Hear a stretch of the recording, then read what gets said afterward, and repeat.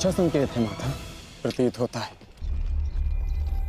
कि पितामह इस नरसंहार को समाप्त करना चाहते हैं, इस युद्ध पर विराम चाहते हैं। गंगा पुत्र इस महायुद्ध पर विराम अवश्य लगाना चाहते हैं, परंतु अपने सभी शत्रुओं का अंत करने के पश्चात।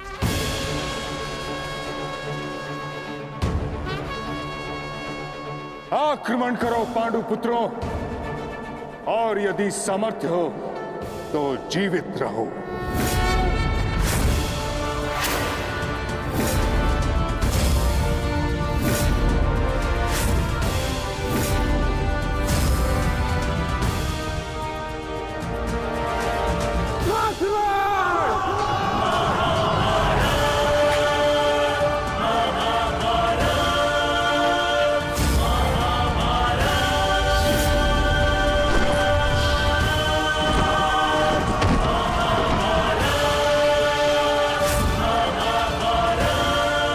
क्या कर रहे पितामह? कभी कभी कर्तव्य की चेतना आकांक्षाओं के स्वप्न पर हावी हो जाती।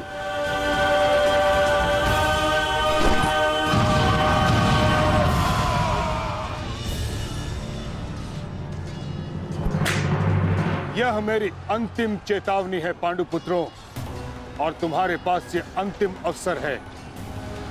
समर्पण करो, अन्यथा परिणाम के लिए प्रस्तुत रहो।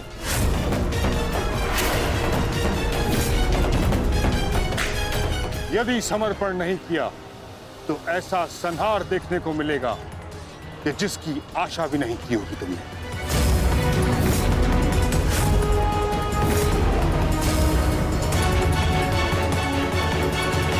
किस बात का समर्पण पितामह? किस बात का समर्पण? आप भली भांति जानते हैं कि इस युद्ध के अलावा हमारे पास और कोई विकल्प नहीं, और यही युद्ध हमें हमारा अधिकार और न्याय दिलाएगा। तो ठीक है, अपने इस निर्णय का परिणाम भुगतने के लिए तत्पर हो जाओ।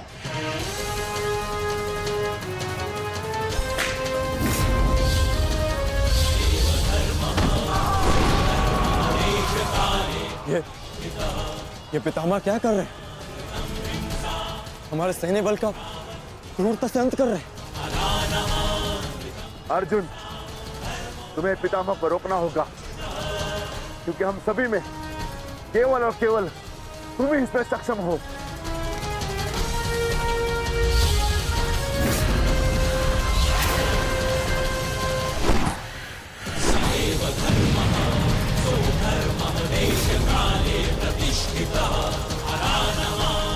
अर्जुन, युद्ध करो अथवा समर्पण।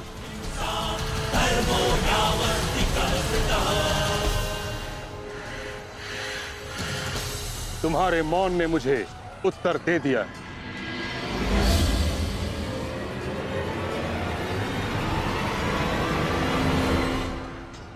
और तुम द्वंद्व करना चाहते हो भी या नहीं?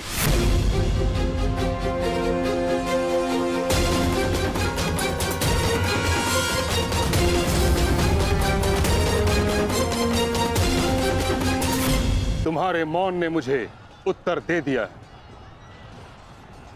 उचित होगा पितामह कि आप अपनी ओर से कौरवों को भी आक्रमण करने की अनुमति दीजिए, क्योंकि आप तो मेरे साथ द्वंद्व में व्यस्त होने वाले हैं। मेरी ओर से लड़ रहे योद्धाओं का अपमान मत कीजिए पितामह। ठीक है अर्जुन,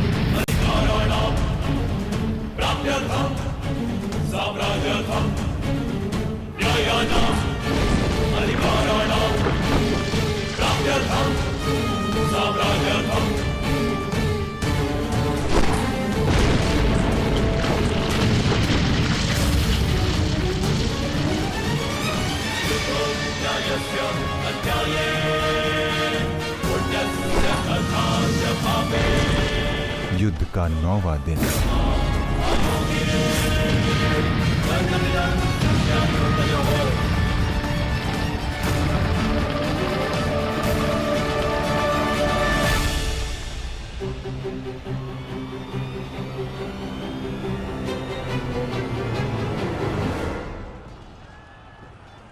माधव, ये पितामह तो भ्राता युधिष्ठिर की ओर अपना रथ लेकर जा रहे हैं। भ्राता युधिष्ठिर संकट में है माधव, हमें शीघ्र कुछ करना होगा।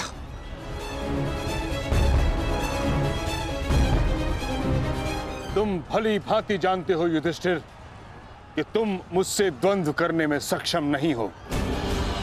इस कारणवश अपने सैनिकों की आहुति देना बंद करो, समर्पण कर दो।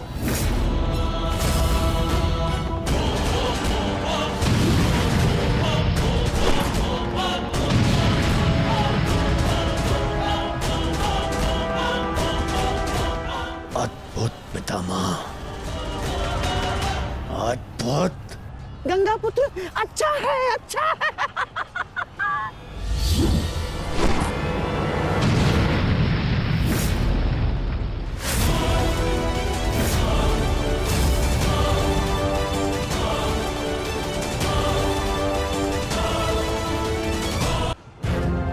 मेरे मार्ग से हट जाओ।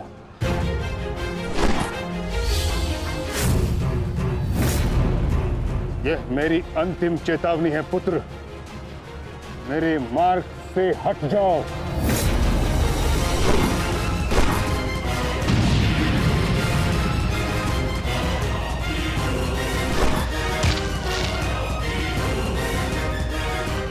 समर्पण करो।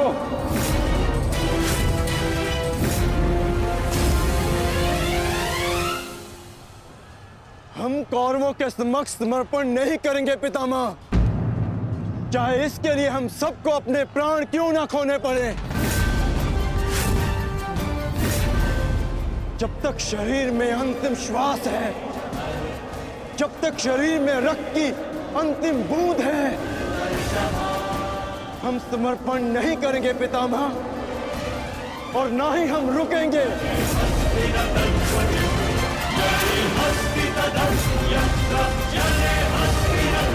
ठीक है अर्जुन, यदि तुम्हारा निर्णय यही है तो मेरा उत्तर भी जान लो।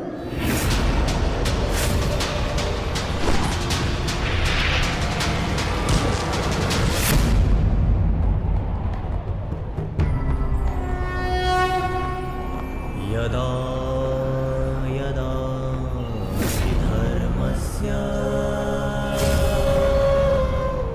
गंगापुत्र, गंगापुत्र,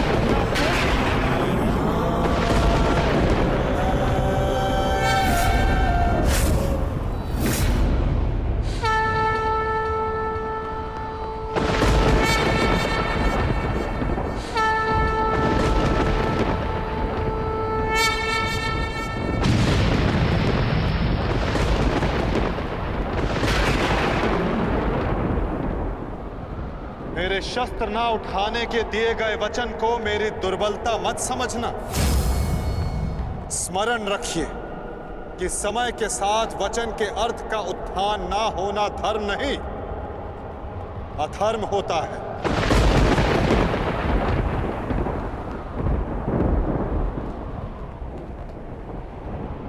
मैं केवल अपने कर्तव्य का पालन कर रहा हूं वासुदेव, और ऐसा करने से मुझे कोई नहीं रोक सकता। कोई भी नहीं।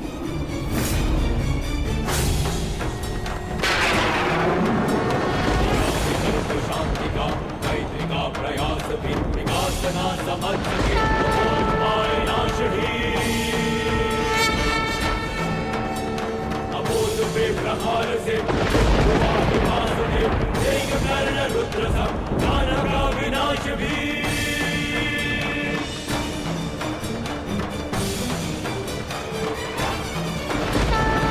वचन न मानता युद्ध भाषा नाचता, उसे मिलेगा युद्ध भी दंड भी प्रहार भी।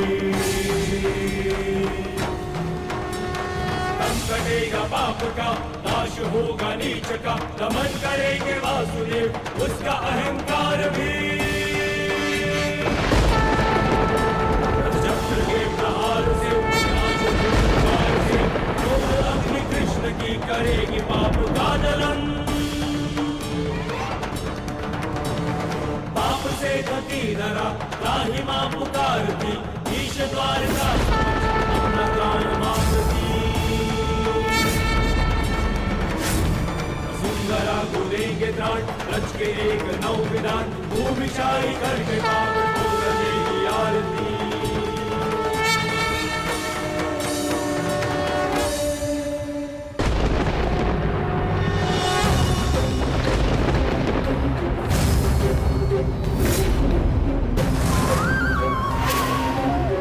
मुझे ऐसा करने पर विवश मत कीजिए गंगा पुत्र।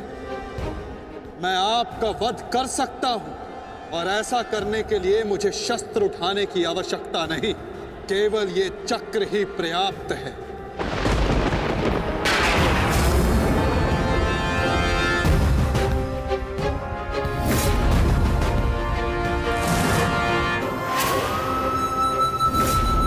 गंगा पुत्र देवव्रत, मैं इस समय ना मनुष्य वासुदेव हूं, ना ही मैं यदुवंशी कृष्ण हूं। मैं इस समय केवल गुरु श्रेष्ठ हूं।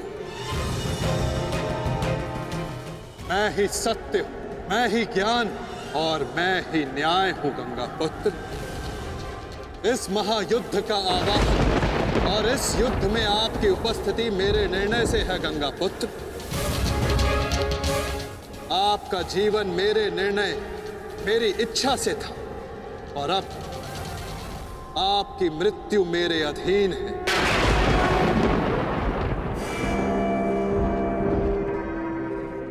मैं पर ब्रह्म हूं, जिस पर कोई बंधन नहीं गंगा पुत्र, ना ही युद्ध के नियमों का और ना ही किसी प्रकार के वचनों का।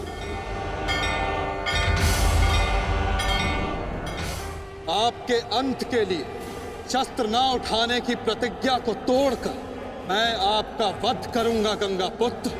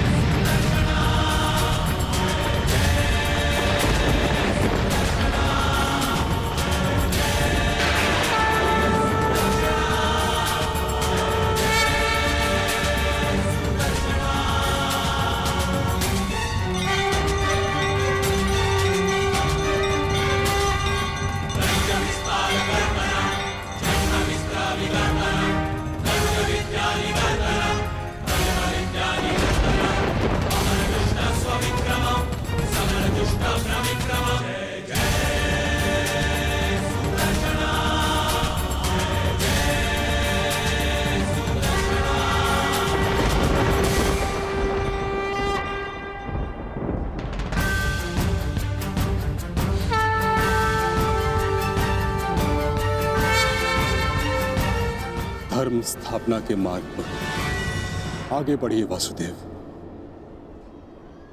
अंत कर दीजिए मेरे इस जीवन का।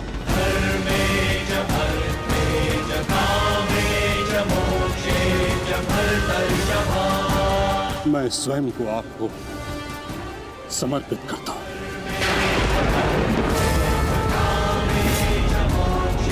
क्योंकि ना तो पांडव मेरे प्राण लेने में सक्षम है और ना ही मैं उन्हें मार पाऊंगा।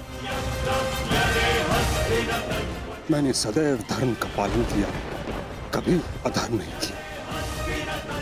यदि कोई अधर्म हुआ तो केवल ये कि मैंने आपको प्रतिज्ञा तोड़ने पर विवश किया। यदि आपको ऐसा लगता है कि आपने कोई अधर्म नहीं किया, तो यह आपकी सबसे बड़ी भूल है गंगा पुत्र। अवश्य आपने सदैव धर्म का पालन किया गंगा पुत्र, किंतु केवल अपने लिए, अपने वचनों के लिए, और यही आपका सबसे बड़ा अधर्म है। क्योंकि जिसके पास शक्ति हो उसे स्वयं के लिए नहीं, संसार के लिए उत्तरदायी होना चाहिए, और जो आप नहीं हो पाए गंगा पुत्र।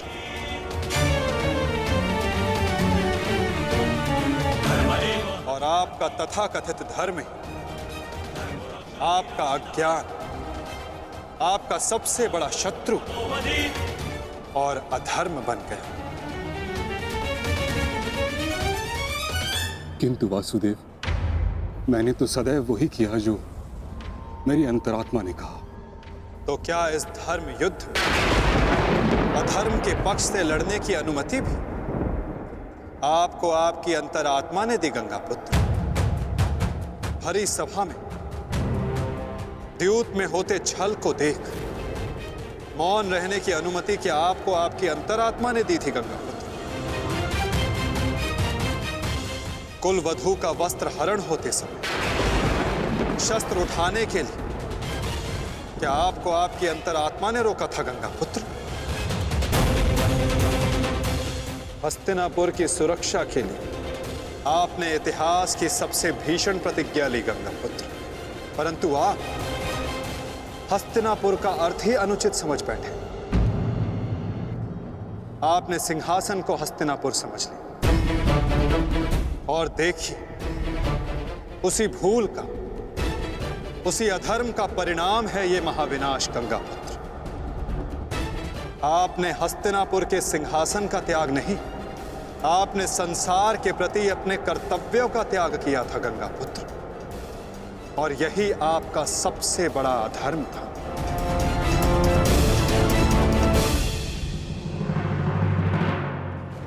परिवर्तन ही संसार का नियम है गंगा पुत्र, और संसार के कल्याण और उत्थान के लिए ऋतुएं भी स्वयं को परिवर्तित करती हैं, परंतु आपने परिवर्तन को नहीं स्वीकारा।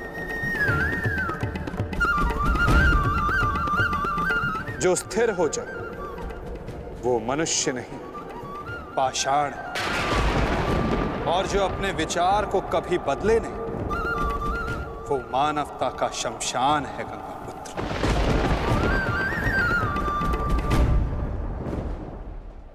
अपने कर्म के प्रति सजग ना रहना सबसे बड़ा अधर्म होता जो आपने किया गंगा पुत्र, और यही इस महायुद्ध, इस महाभारत के होने का कारण बना।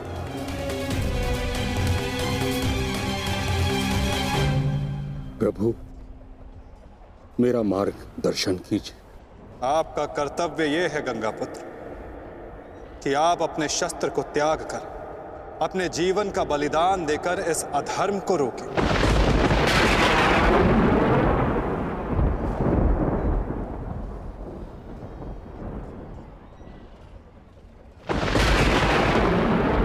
ठीक कहा वासुदेव, कदाचित मेरा अंत ही इस समस्या का समाधान है। आज जबकि मुझे अपनी भूल का भान हो गया है, मैं अपना प्रारब्ध स्वीकार करने के लिए तैयार हूं।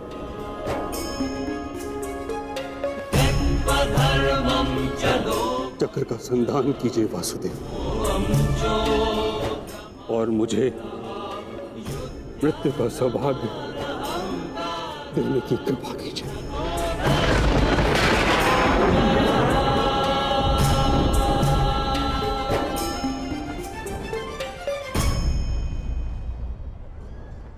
ठीक है,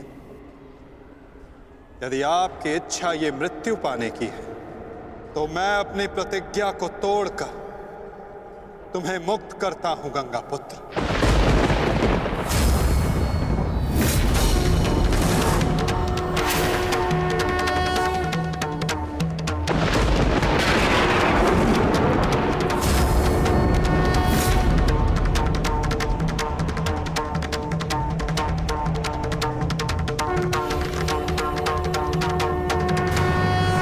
नहीं माधव,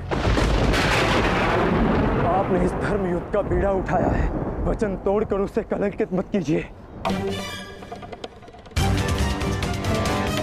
मैं नहीं चाहता कि आप पर कोई उंगली उठे। नहीं पार्थ, मेरी प्रतिज्ञा टूटने की अपेक्षा से अधिक महत्वपूर्ण धर्म की स्थापना है।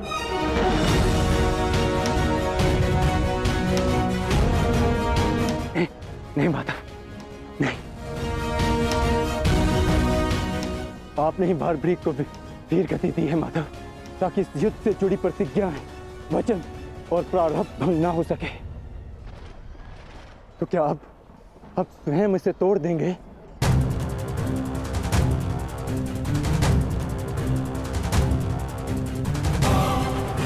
आप मुझे एक अवसर और दीजिए माधव। मैं अपने संपूर्ण मनोबल और कौशल से यह युद्ध करूंगा। जब तक मेरे शरीर में रक्त की एक बूंद भी बहेगी, मैं अपने मन में भावनाओं को नहीं बहने दूंगा माधव।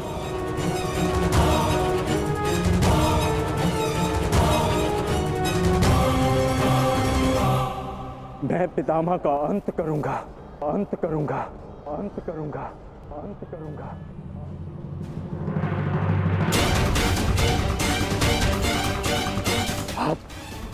आप ये चक्र छोड़ दीजिए माधव। आप ये चक्र छोड़ दीजिए।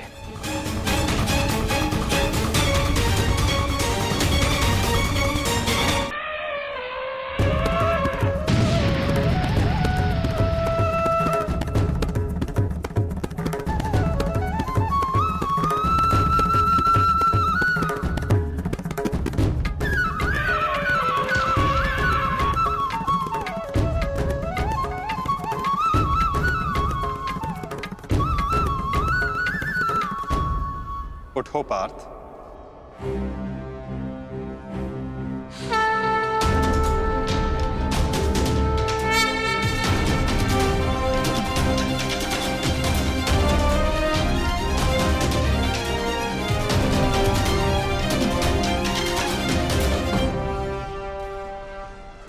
आपके हाथों मोक्ष पाना कदाचित मेरे भाग्य में नहीं वासुदेव।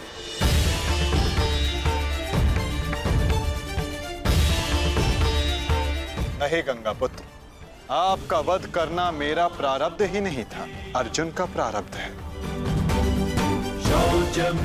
और मैंने ये चक्र संधान केवल इसलिए किया ताकि मैं अर्जुन को दिखा सकूं कि आपका भी वध करना असंभव नहीं।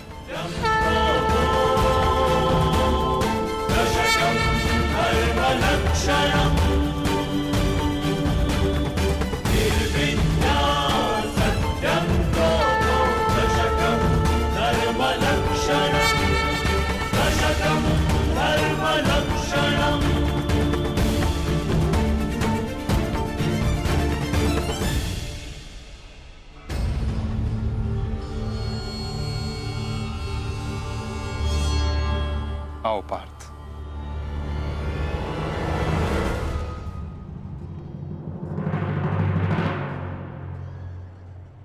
पुत्र अर्जुन, युद्ध आरंभ करें? मैं सज्ज हूं पितामह।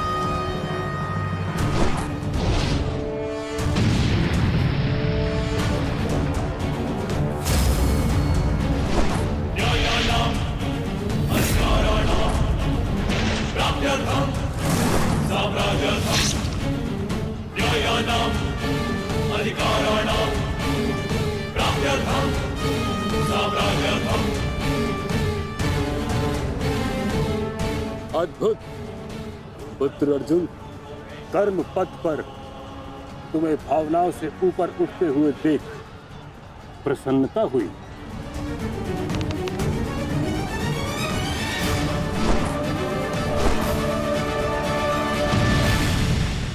जब तक महामहिम के हाथ में शस्त्र हैं, उनके प्रहार की धारा कोई नहीं रोक सकता और ना ही उन्हें कोई निरस्त्र कर सकता है।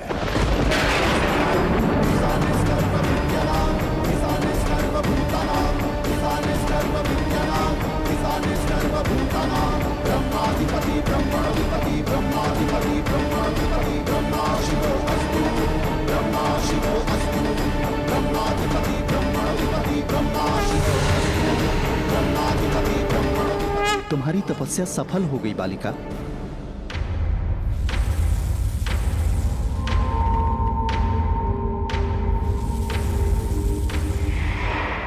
मांगो, क्या मांगना चाहती हो?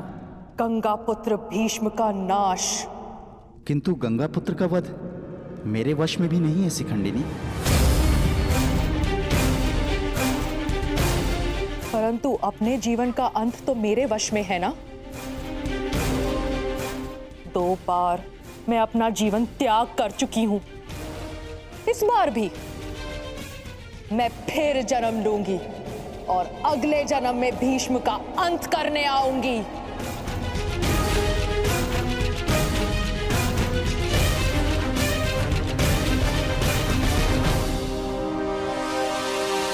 रुको बालिका, तुमने इतनी कठोर तपस्या की है, हमें बताओ तुम्हारी समस्या क्या है? समस्या ये है यक्षराज कि मैं भीष्म का वध अपने हाथों से करना चाहती हूँ, किंतु मैं स्त्री हूं, इसलिए उस पाखंडी ने मुझे युद्ध में सम्मिलित होने से रोक दिया। मैं तुम्हें भीष्म की मृत्यु का वरदान तो नहीं दे सकता, किंतु कुछ ऐसा अवश्य कर सकता हूं जिससे तुम अपना लक्ष्य पा सको, किंतु एक बंधन रहेगा। मेरे लिए केवल भीष्म की मृत्यु महत्व रखती है और कुछ नहीं। हाँ कहने से पूर्व मेरी पूरी बात सुनो बालिका, उसके पश्चात निर्णय लेना।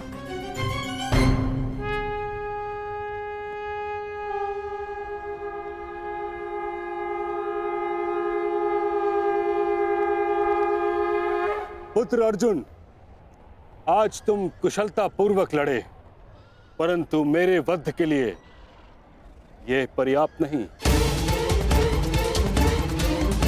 हाँ, क्योंकि महामहिम के पास तुम सबके नाश के लिए पर्याप्त अस्त्र है धनुर्धारी अर्जुन।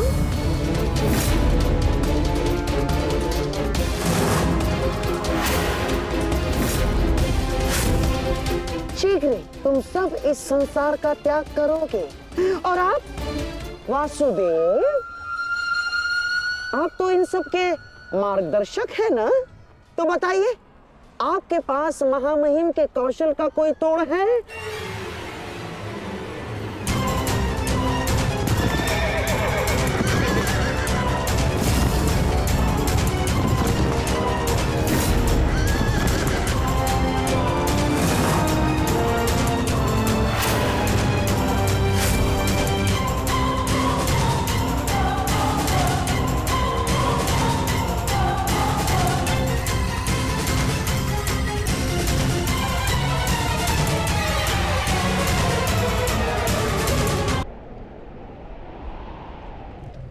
आज मैंने पूरे सामर्थ्य से पितामह का सामना किया, परंतु उन्हें परास्त करने में असफल रहा।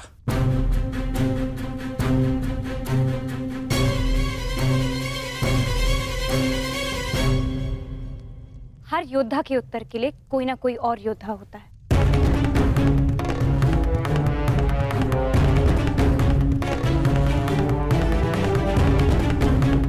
केशव, आप ही तो कहते हैं ना कि कभी कभी भाग्य स्वयं चलकर हमारे पास आता है, किंतु शिखंडिनी अब तक क्यों नहीं आई? उसे इतना समय क्यों लग रहा है केशव?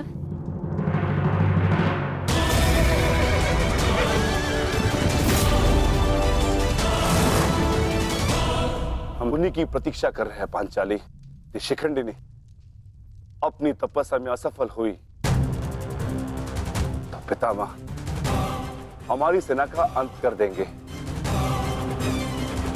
और हमारे पास केवल और केवल 2 अक्षणीय सेना शेष है। अरे तो क्या करें? कुछ तो करना ही होगा, अन्यथा हम इस युद्ध में पराजित हो जाएंगे।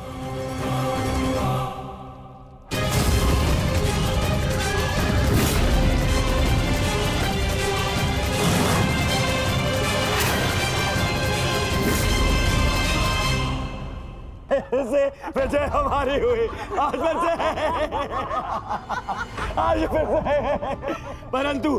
परंतु सबसे अधिक प्रसन्नता मुझे तब होती है जब वो धनुर्धारी अर्जुन के मुख पर मैं भय देखता हूँ। केवल 2 अक्षुणी सेना शेष बची है उन पांडवों के पास, और शीघ्र ही वो 2 अक्षुणी सेना भी समाप्त हो जाएगी। अंत हो जाएगा उनकी सेना का और उन पांडवों का। अवश्य अंत होगा, नाश होगा, क्यों नहीं होगा? परंतु खेद है अंगराज, आप इस युद्ध में लड़ नहीं पाएंगे, क्योंकि महामहिम जिस वेग से पांडवों की सेना को नष्ट कर रहे हैं, उससे तो ऐसा प्रतीत होता है कि ये युद्ध कल ही समाप्त हो जाएगा। गांधार नरेश, युद्ध अभी तक समाप्त नहीं हुआ है। मैंने आप सबसे पहले भी कहा था कि विजय से पूर्व उत्सव मनाना उचित नहीं है।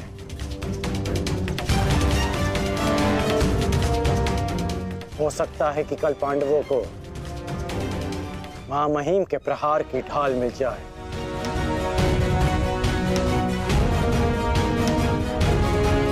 इस युद्ध में कुछ भी संभव है।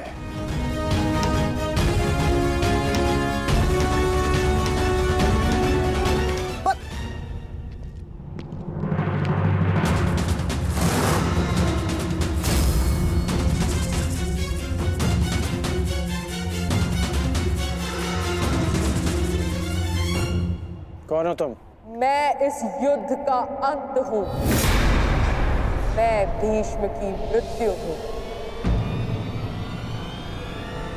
देवी शिखंडिनी,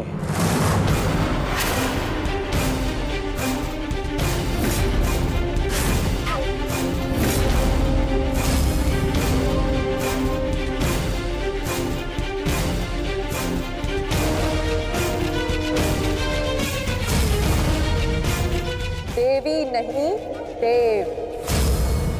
स्त्री नहीं, पुरुष। शिखंडिनी नहीं।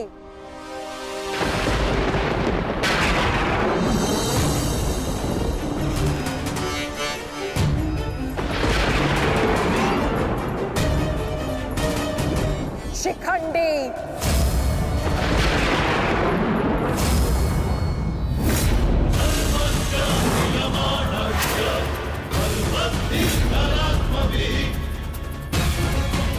ये मैं हूं, और कल मेरे उस वचन की पूर्ति होगी जो मैंने पांचाल युद्ध में तुम्हें दिया था अंगराज। एक दिन ऐसा आएगा अंगराज जब भीष्म मेरे सामने खड़ा होगा, और वहां ना तुम उसकी रक्षा कर सकोगे ना तुम्हारा ब्रह्मास्त्र। स्मरण रखना, एक महायुद्ध होगा, महाविनाश होगा, और उस विनाश को तुम भी नहीं रोक पाओगे।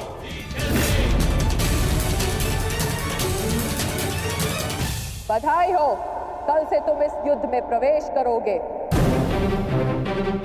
कल कुरुक्षेत्र एक योद्धा को विदा करेगा और दूसरे योद्धा का स्वागत।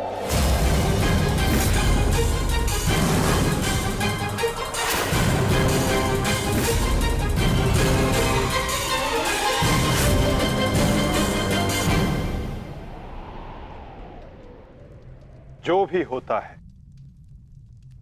केवल समय के अनुसार होता है, और उचित समय आने को है। हमें केवल धैर्य रखना है जब तक उचित समय नहीं आ जाता। शिखंडिनी कुरुक्षेत्र पहुंच चुकी है।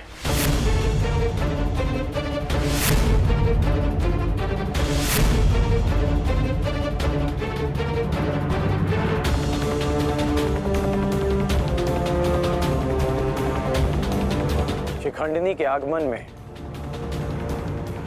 आपकी संभावित मृत्यु छिपी है, फिर भी आप मुस्कुरा रहे हैं।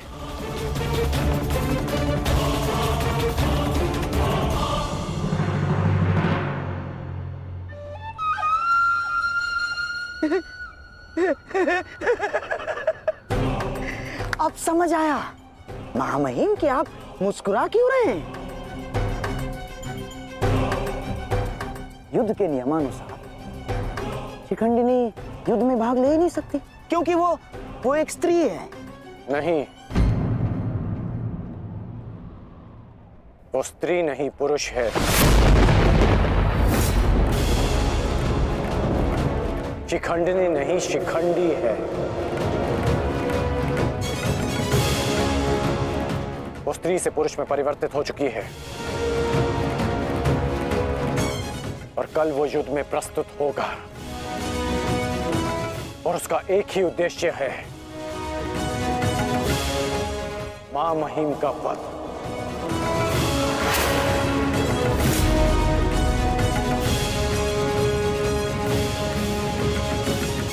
हाँ, एक स्त्री अपने प्रतिशोध की आग के चलते पुरुष बन गई। अद्भुत। भला ये कैसे संभव हुआ?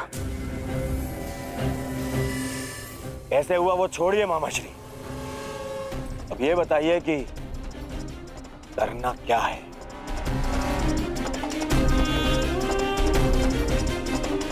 चिंता ना करो मेरे होने वाले सम्राट। तुम्हारा ये मामा इसका भी कोई ना कोई उपाय अवश्य ढूंढ लेगा।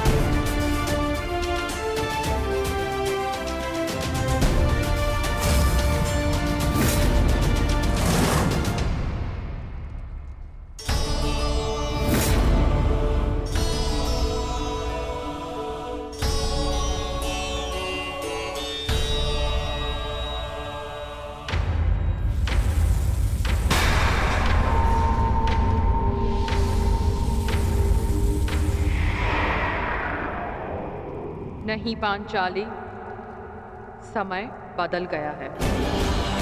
तुम्हारे समक्ष शिखंडिनी नहीं, शिखंडी है। एक पुरुष, एक पुरुष, एक पुरुष।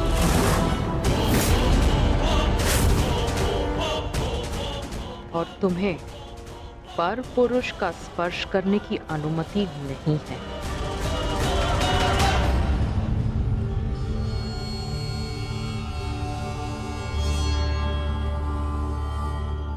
जब हमें सबसे अधिक आपकी आवश्यकता है, आप हमारे समक्ष प्रस्तुत हैं। इसके लिए आपका धन्यवाद। मैं यहाँ अपने आवश्यकता और अपने उद्देश्य के लिए आया हूँ। आवश्यकता मुझे आप सबकी पड़ेगी, क्योंकि भीष्म का अंत निश्चित है।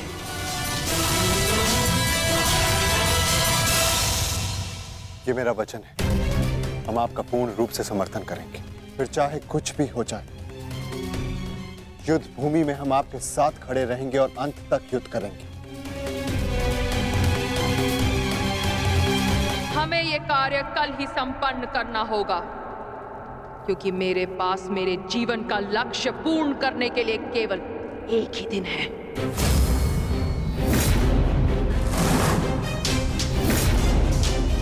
केवल एक दिन? परंतु क्यों?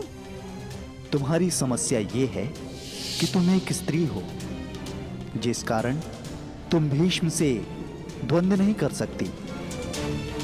मैं तुम्हें पुरुष बनने का वरदान देता हूं, ताकि तुम भीष्म को परास्त कर सको। किंतु स्मरण रहे कि ये वरदान केवल 8 प्रहर अर्थात 1 दिन के लिए रहेगा। हमारे शत्रुओं को इसका भान नहीं होना चाहिए कि शिखंडिनी केवल 1 दिन के लिए पुरुष है।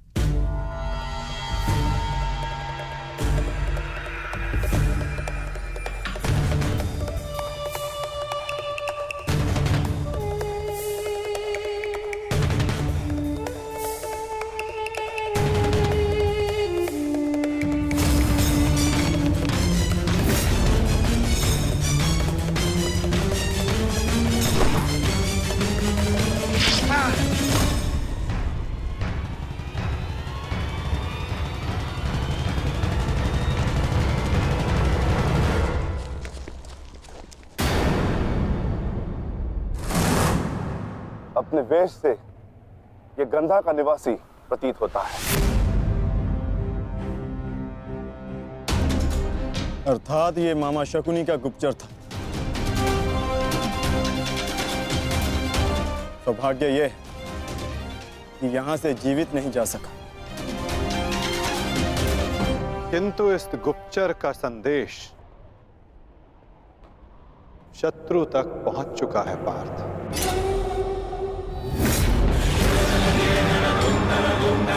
केवल 8 प्रहर, केवल 8। उसके पश्चात ना उस शिखंडी का कोई अस्तित्व रहेगा और ना ही भीष्म पितामह कोई संकट होगा।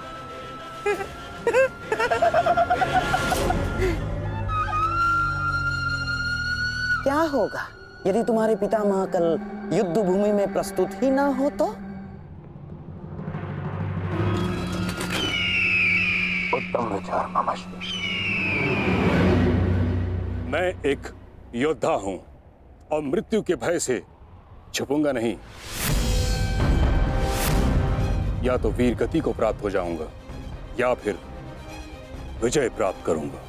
8 प्रहर तो क्या, 8 क्षण के लिए भी मैं युद्ध से विमुख नहीं रहूंगा। क्षमा कीजिएगा मामही, परंतु वीर होने में और मूर्ख होने में अंतर होता है। जानबूझकर मृत्यु के मुख में जाना क्या उचित है? एक महान योद्धा की भांति आप गौरव और सम्मान की मृत्यु चाहते हैं, परंतु अपनी सेना के प्रति आपके उत्तरदायित्व का क्या? आप भली भांति जानते हैं कि सेना आप पर पूरी तरह निर्भर है। फिर भी मामही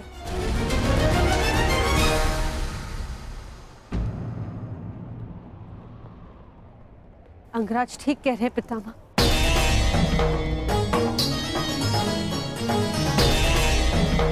आपके और हस्तिनापुर के हित में यही श्रेष्ठ होगा।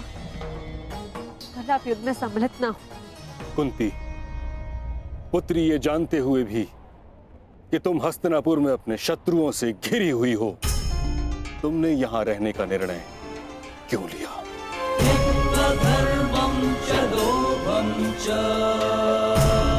क्योंकि हम सब कर्तव्यबद्ध हैं। मैं भी अपने कर्तव्य का पालन कर रहा हूं।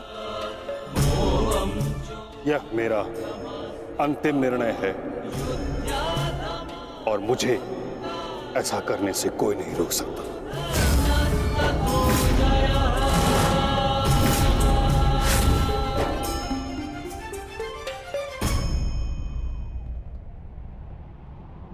मित्र, चाहे कुछ भी हो जाए, कल तुम्हें पितामह की रक्षा करनी होगी। हम अवश्य पितामह की रक्षा करेंगे, किंतु इससे पूर्व ये अधिक महत्वपूर्ण है अंगराज, हमारी समस्या का अंत होना। हमें समय मिलते ही शिखंडी का वध करना होगा। उसके पश्चात हमें इस युद्ध में विजय पाने से कोई नहीं रोक सकता।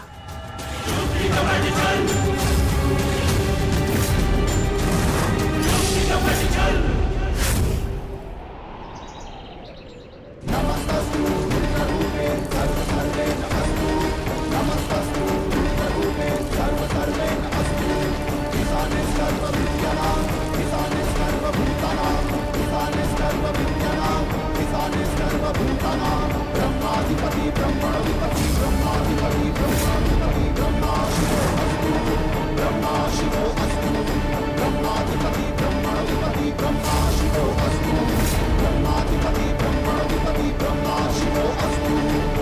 मामहीन, गंगा पुत्र,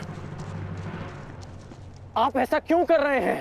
मैं केवल अपने धर्म का पालन कर रहा हूं। मैंने सदैव यही किया है। युद्ध भूमि में पूर्ण सहयोग दूंगा और यदि इस युद्ध भूमि में मेरा अंत हो गया तो मुझे इस बात का गर्व होगा कि एक योद्धा का अंत रणभूमि में होगा। मैं आपसे विनती करता हूं, रुक जाइए। ऐसा मत कीजिए मामहीन, आप इसका परिणाम जानते हैं। रुक जाइए मामहीन। आपको वचन देने के कारण मैं 9 दिनों तक रणभूमि से दूर रहा, क्योंकि मुझे लगता था कि आप जो भी निर्णय लेंगे वो हस्तिनापुर और हमारी सेना के हित में होगा। विश्वास था कि आपके होते हुए हम ये युद्ध नहीं हार सकते। फिर क्यों आप ऐसा कर रहे हैं? एक कौरव भरे अंत के लिए आप पूरी कौरव सेना का संहार नहीं कर सकते। क्या इसलिए आपने सूत पुत्र को युद्ध भूमि से दूर रखा? यदि तुम्हें ऐसा लगता है तो ठीक है। सूत पुत्र कर्ण,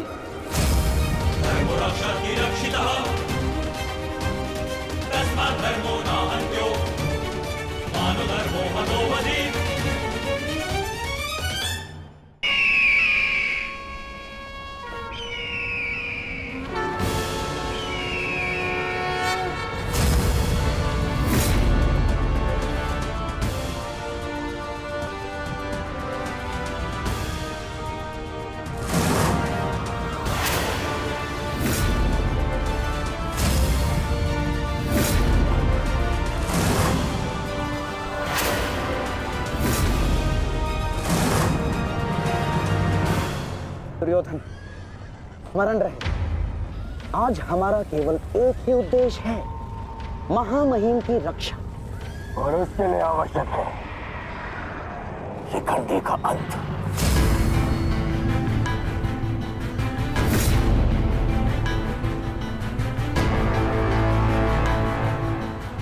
आज मैं शिखंडिनी का कवच बनकर उनकी रक्षा करूंगा। चाहे कुछ भी हो जाए, हमें शिखंडिनी को पितामह तक पहुंचाना ही होगा। स्मरण रखना पार्थ, किसी के जीवन का उद्देश्य पूर्ण करने में उसकी सहायता करने से अधिक पुण्य और आनंद किसी और कार्य में नहीं आता। और मुझे पूर्ण विश्वास है कि तुम पूर्ण रूप से अपना कार्य पूरा करोगे पार्थ। आक्रमण! आक्रमण!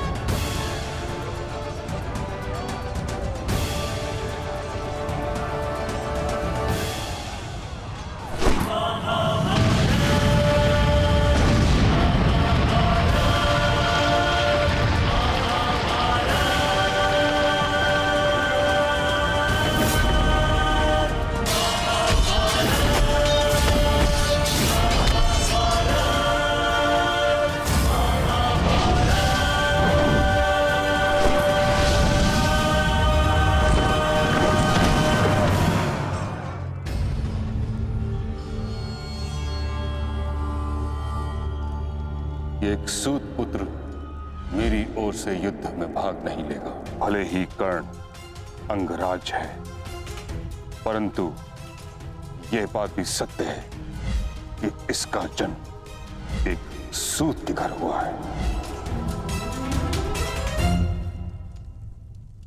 पुत्र,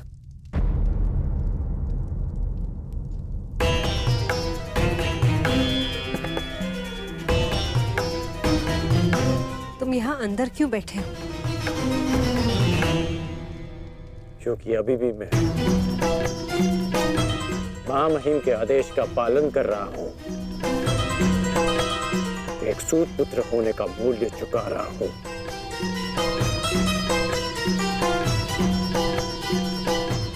अर्थात अर्थात तुम पितामह को अभी भी नहीं समझ पाए कर्णपुत्र। उन्होंने तुम्हें युद्ध में भाग लेने से इसलिए नहीं रोका क्योंकि तुम एक सूत पुत्र हो, इसलिए रोका क्योंकि वो जानते हैं कि तुम मेरे पुत्र हो।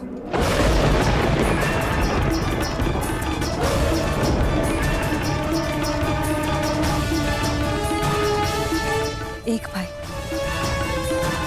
एक दूसरे से द्वंद्व ना करे,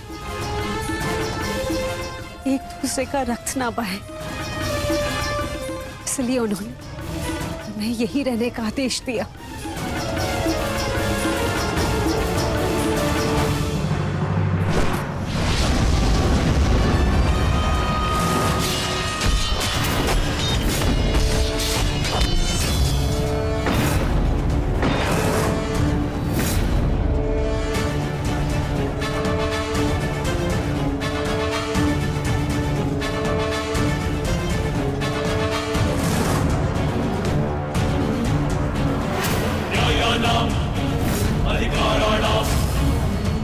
दुर्योधन, ये रहा हमारा आखेट।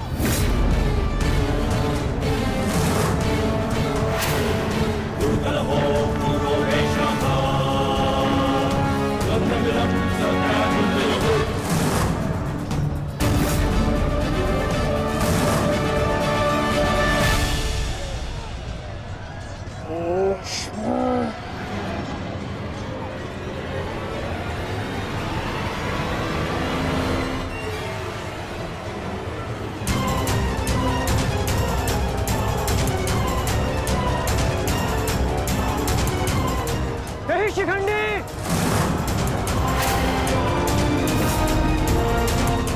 शिखंडी रुक जाओ।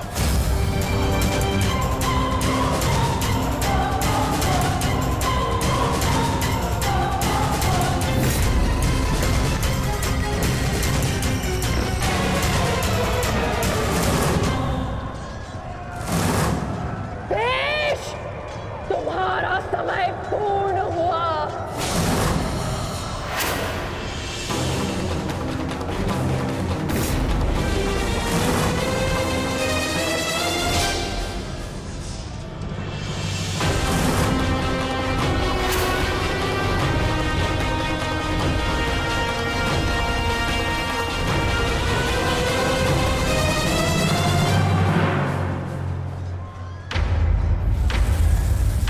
रूप बदला है परंतु युद्ध कौशल का स्वरूप नहीं बदला तुम्हारा। अब देखना यह है कि पुरुष बनकर कुछ पौरुष बचा भी है या नहीं। पुरुष के भांति लड़ सकते हो या नहीं। माधव, हमें शीघ्र अतिशीघ्र शिखंडी तक पहुंचना होगा।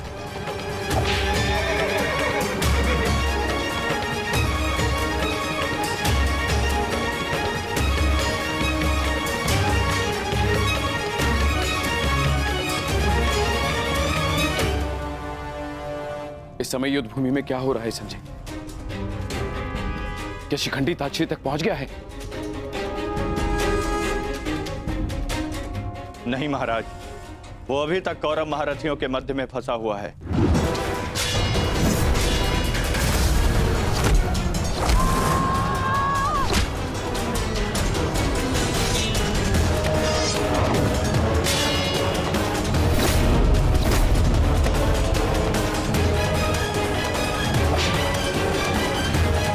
शिखंडी है कहाँ? कितना समझाया था फिर भी ये द्वीप तोड़कर कहाँ चला गया शिखंडी?